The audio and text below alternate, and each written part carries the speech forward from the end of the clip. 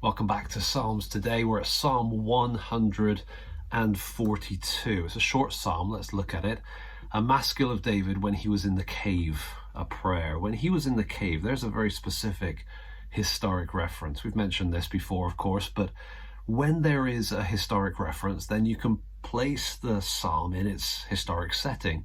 There's not that many of them. Most of the psalms do not tell us when they were written, and so we can end up kind of getting into this vicious, endless loop of trying to guess when it was originally written. In this case, we can go back to either 1 Samuel 22 or 24.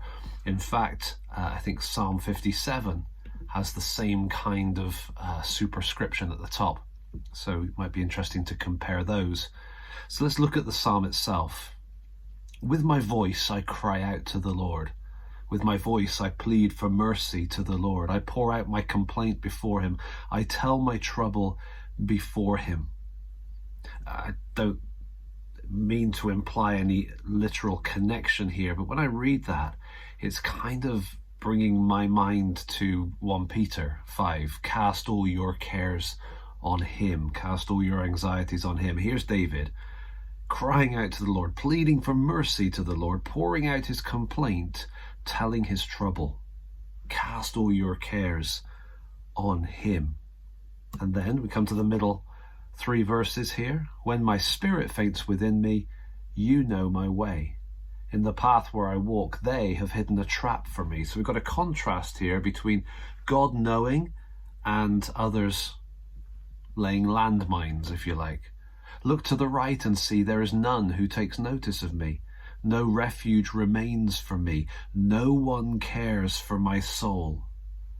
In human terms, it's antagonism, like up here, and it's negative. There's no one. I'm alone. I'm completely alone. Therefore, verse 5, I cry to you, O Lord. I say, you are my refuge, my portion in the land of the living. God cares. We cast our cares on him because he cares for us. And David is seeing that very clearly and very vividly in this psalm. In human terms, hopeless.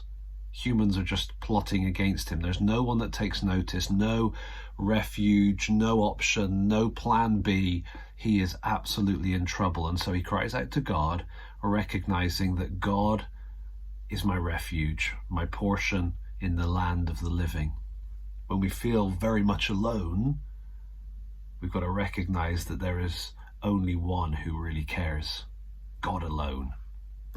The last part of the psalm, verses 6 and 7, attend to my cry, for I am brought very low. Deliver me from my persecutors, for they are too strong for me.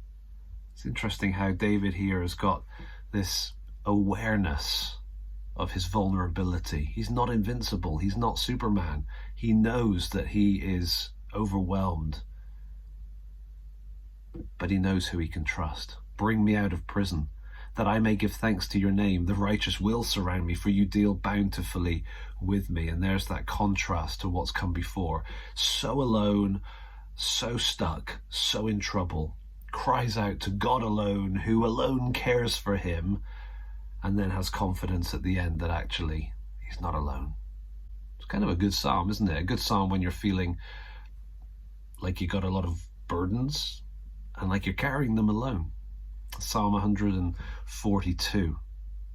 When you're alone, recognize that God alone is the one who cares for you.